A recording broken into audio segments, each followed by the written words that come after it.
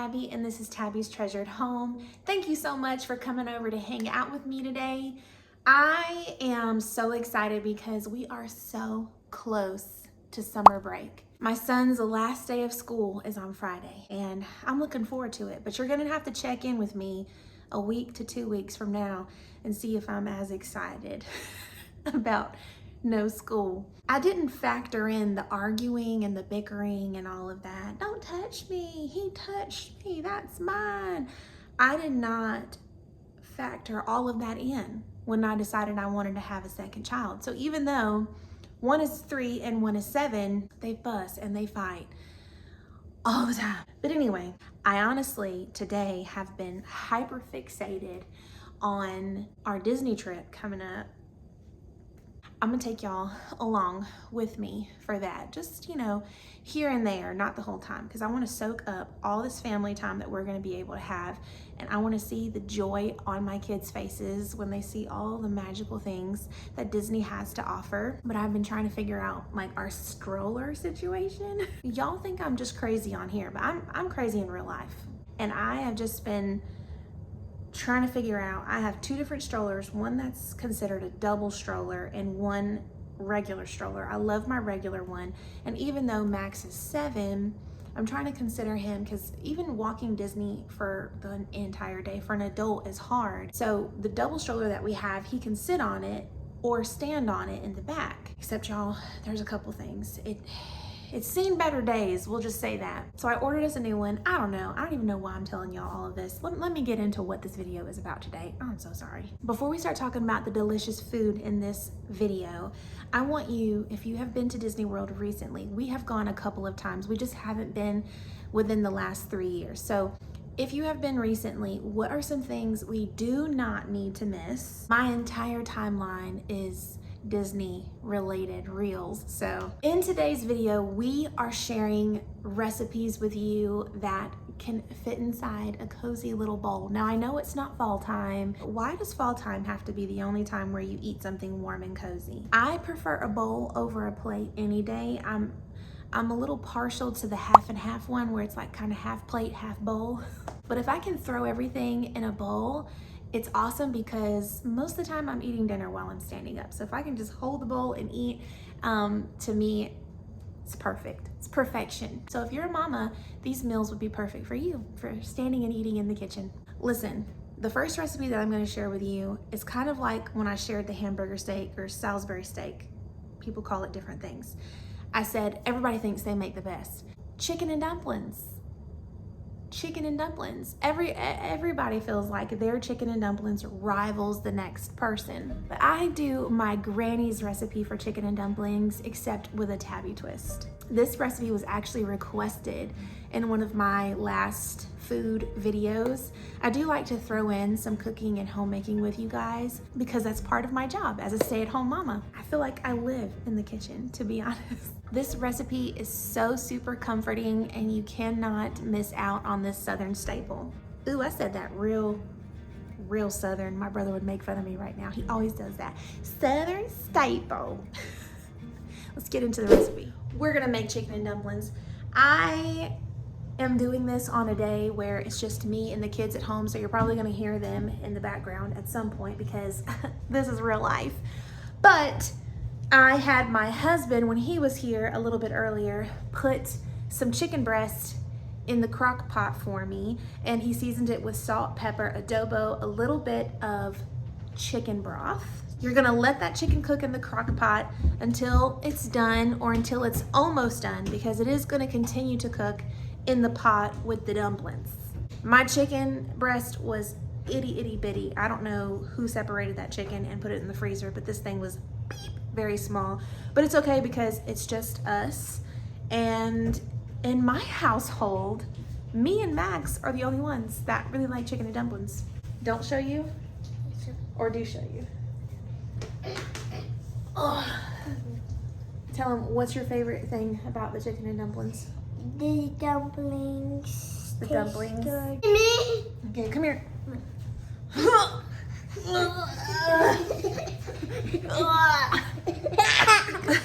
Super mom. Why don't you like my dumplings? Do you like chicken and dumplings? No. Why? Yeah, I think it's a texture thing for Vic and Miles, but I have my grandma's recipe up on the wall, her handwritten recipe. She's gonna be 93 this year, so that is treasure. She is treasure, she is a gem. I kind of follow her recipe, kind of follow my mom's recipe, and also kind of do my own thing, because y'all know I'm always going my own way. So I told you how I make my chicken. Sometimes I boil the chicken in chicken broth on the stove if I'm in a hurry, and that takes little to no time at all, so that's also an option. But I use this. You're not gonna see me rolling out some dough today. We're not gonna make it from scratch. We're gonna use Miss Ann's. I love these dumplings. They're very easy to use. I like them to be thawed out just a little bit before I add them into the broth and all of that. I also use 1 small can of cream of chicken and chicken broth. I use the large chicken broth, and that's because I kind of like my dumplings to be like a little bit soupy, not too thick. Here's my chicken. It's already chopped up and ready to go. So the first thing that we're gonna do is we're just gonna add our chicken broth to the pot. That's like brain fart. I also have some chicken broth still in my crock pot. We are gonna use that. It's gonna have all the flavor, the good flavors from the chicken in there. We're gonna add in all of this chicken broth in here. So add it in there, and we're gonna let it come to a boil. Now, listen, nobody said I was a professional cook, so don't come on here being mean in the comments telling me I'm doing this wrong. I think it tastes good when I do it, and that's all that matters. I'm also going to add my cream of chicken to the pot. And here's the thing. My mama got me on this. Like, you know how those little pieces of fake chicken is in your cream of chicken? We're gonna take those out.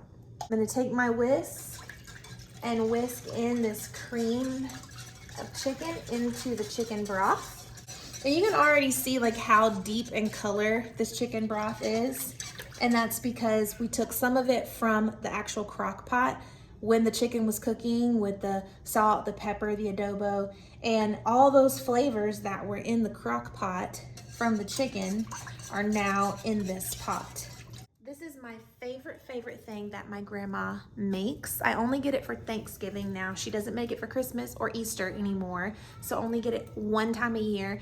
And so I had to figure out how to make it myself so I could enjoy it at home. And the recipe that my grandma has given me is, I mean, it's almost identical to this one that I'm doing.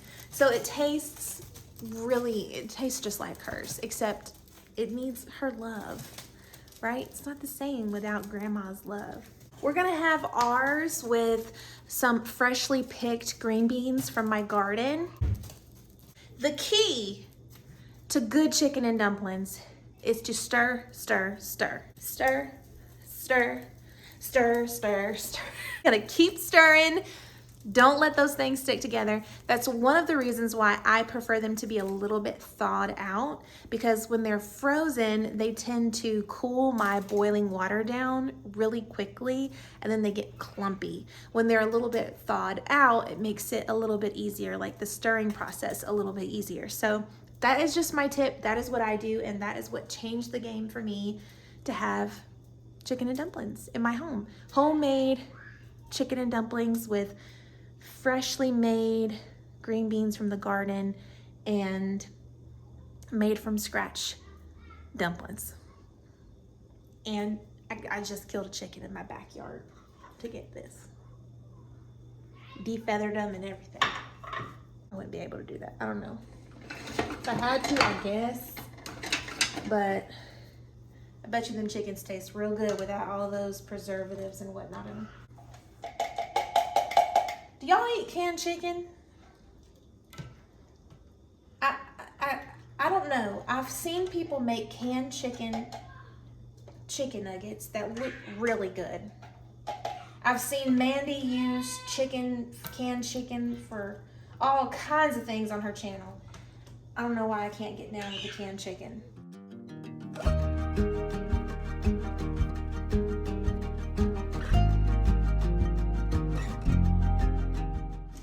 Maxon lost our television remote, which means we now have to be one of those no electronic families.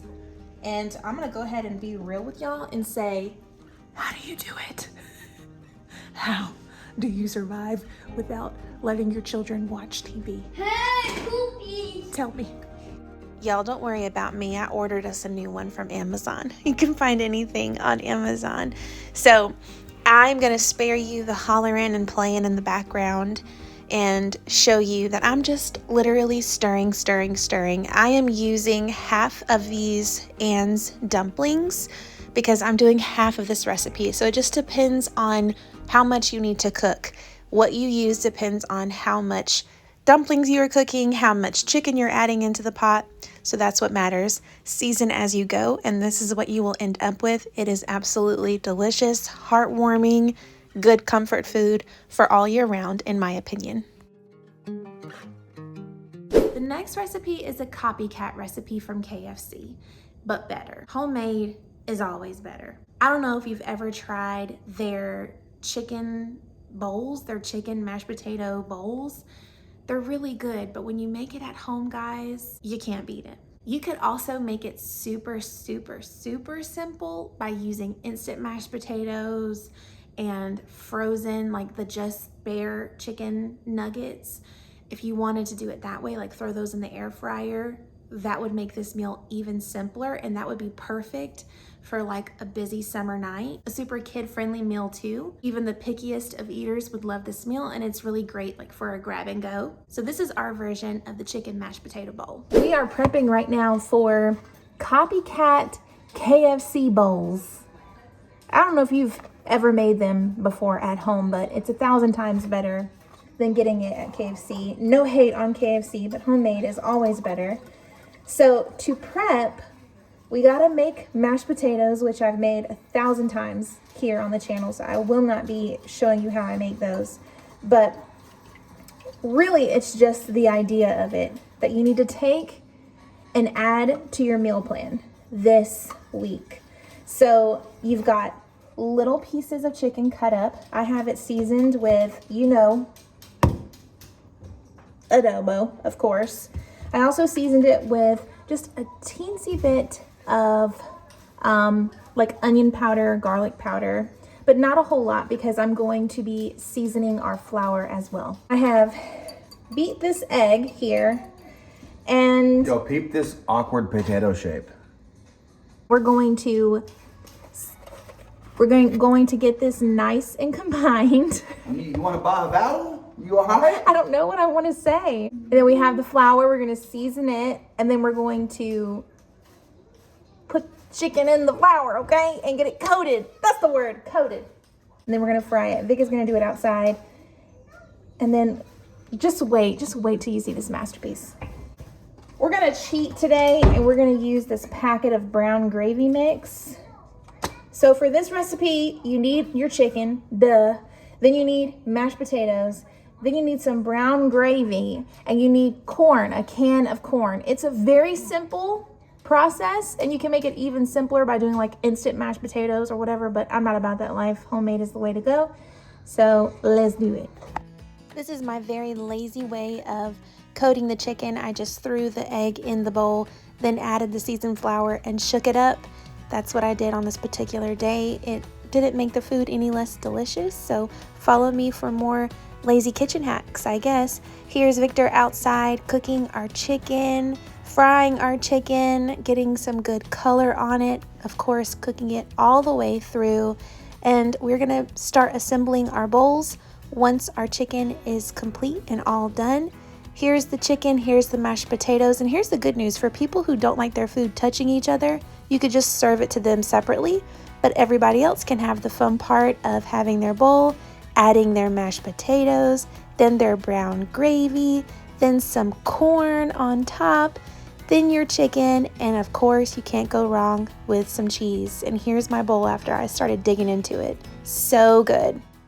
This recipe you may have seen before, but I'm sharing it on here just in case you haven't. It was first featured on Mandy and the Makings channel. That's where I saw it, at least. My neighbor tried this recipe before I did. My sweet friend Caroline made it and sent me a little bowl over, and it was delicious, but I wanted to see for myself just how easy it is, simple it is, and delicious it is. And wow, my mind was absolutely blown.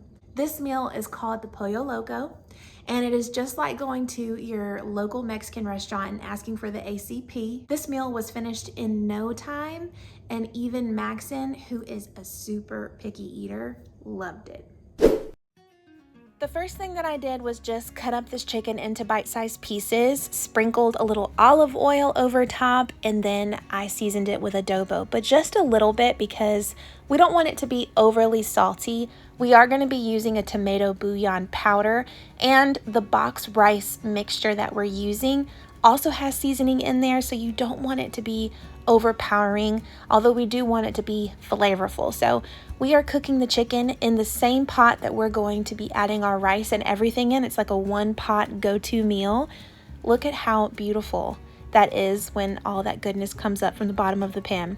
Here's the tomato powder I'm using. Just add a tablespoon of that into your 2 cups of water and your chicken mixture.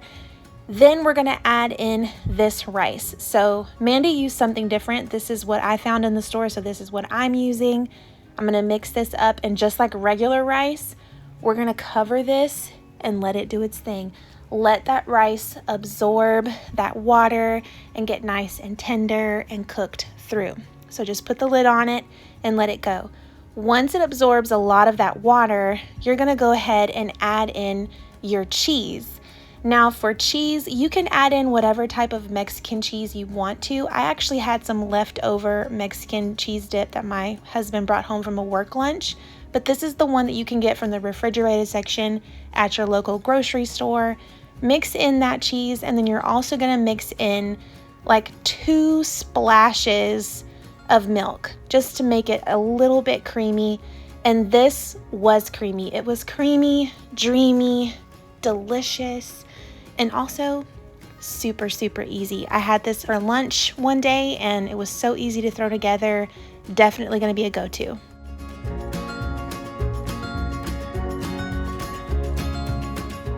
So I hope these recipes were super helpful to you as you're getting your meal plan ready for the week.